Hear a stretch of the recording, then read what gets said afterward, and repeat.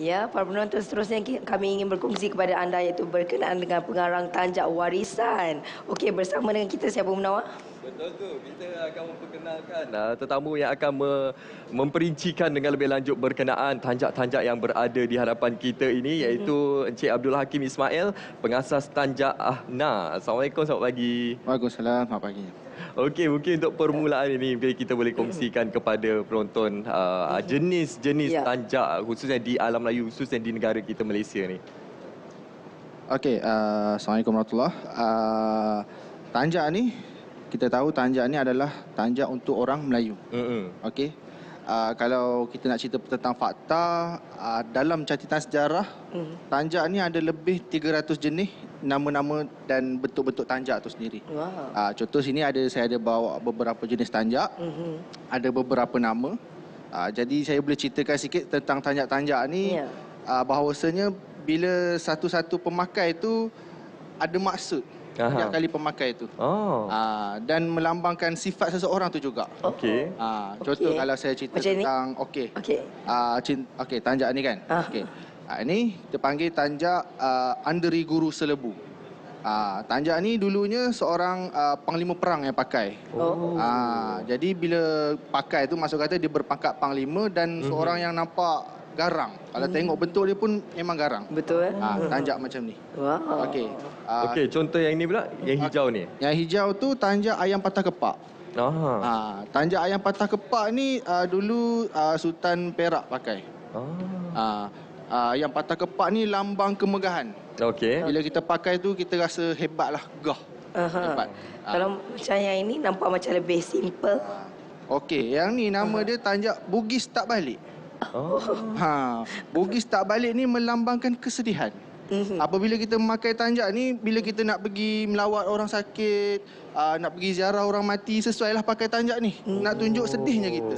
Takkan kita nak pakai tanjak garang-garang kan? Mesti kita pakai tanjak yang nampak sedih. Contoh yang ini. Okey. Seperti yang kita maklum, terdapat pelbagai jenis tanjak dan juga setiap pengarangan tanjak tersebut mempunyai maksud dan fungsi tertentu kan. Betul. Jadi yang Encik Halim kaya kan ni? Macam saya pakai ni nama dia tanjak Tok Beruas. Yang ni saya baru belajar. Kalau tak silap saya lah, tanjak ni untuk ahli perang. Bila pakai ni ada rasa semangat perang lah. Wow. Macam nak pergi berperang hari ni. Patutlah nampak bersemangat bagi ni ya.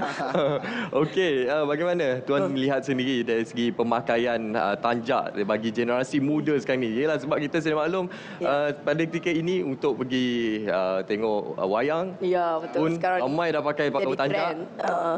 Dan untuk pergi kenduri kahwin pun ramai yang sudah pun bertanjak. Jadi bagaimana tuan melihat situasi ini, pemekasaan tanjak ini?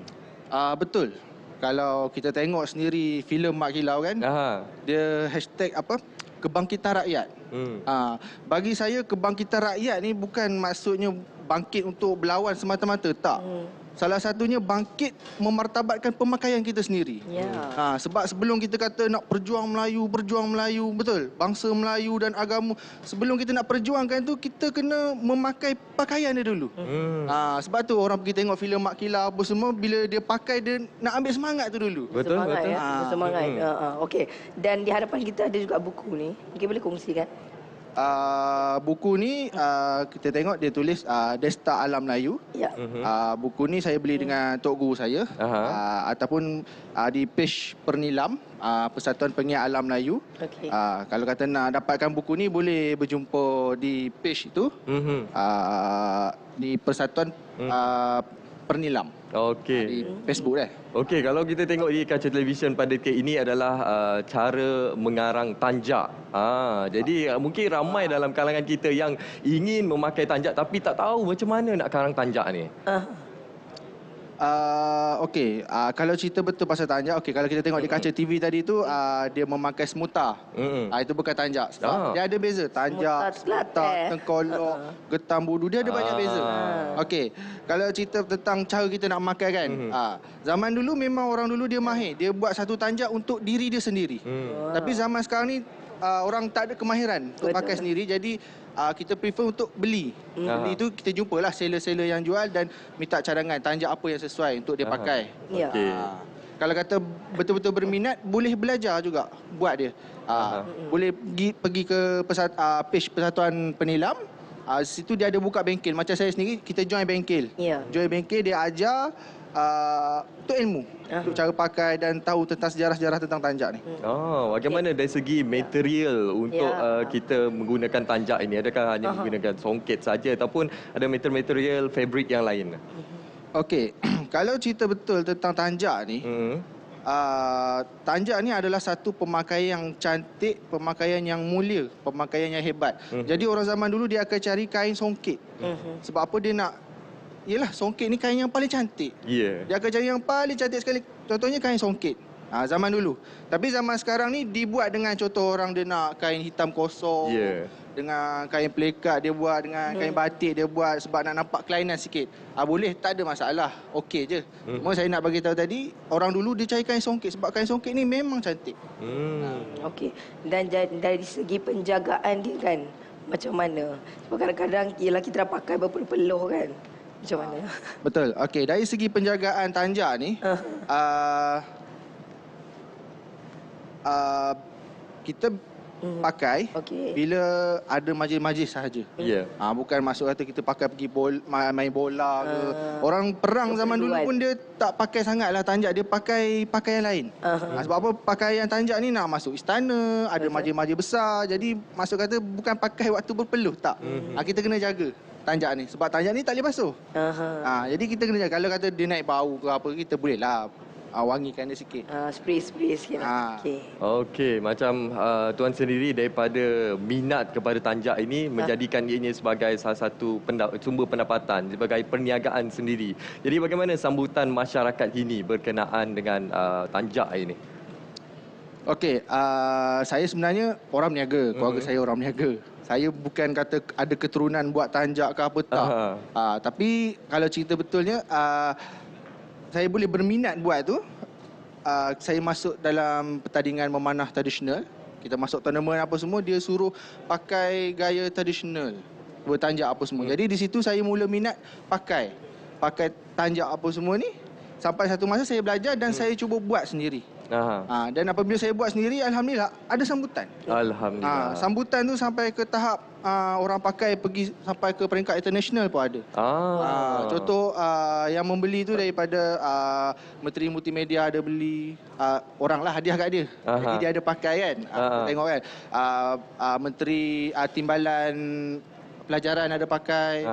Artis-artis Kelantan pun ada pakai. Contoh macam Mustafa Kamal, Datuk Sahok, Syamil Shazali, macam artis nasyid Hijaz ada datang dan ramai lagi lah yang pakai tanjak-tanjak saya. Okey, dan kalau kita tengok kat sini hanya sebahagian saja. Jadi berapa banyak dah yang telah pun dihasilkan? Itulah, saya masuk dalam bengkel tu. Dia ajar pun dia ada tahap-tahap dia.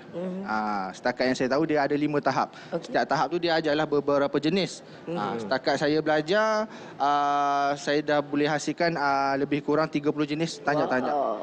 Tapi banyak lagi lah. 30 jenis tapi dia ada banyak lagi. Banyak lagi. Ada 300 jenis tanjak sebenarnya kan. Okey, itu sangat penting untuk kita war-warkan kepada anda. Tadi tuan ada menyentuh berkenaan Syamil Shazali. Istimewanya untuk Selamat Pagi Malaysia Jelajah Aspirasi Keluarga Malaysia Kelantan ini, kita ada tetamu istimewa iaitu Syamil Shazali dan juga Asif. Bentar lagi bersama dengan kita. Apa pun terima kasih kita ucapkan kepada Encik Abdul Hakim Ismail asas Tanjak Anha atas perkongsian pada hari ini berkenaan dengan tanjak. InsyaAllah banyak ilmu yang kita pelajari pada hari ini berkenaan tanjak. InsyaAllah ia akan memberikan satu gambaran yang lebih meluas kepada kita semua berkenaan jenis-jenis tanjak dan juga dari segi kategori pemakaiannya dan juga bagaimana usaha untuk kita memartabatkan pemakaian tradisional ini untuk sebagai satu lambang identiti kita bangsa Melayu.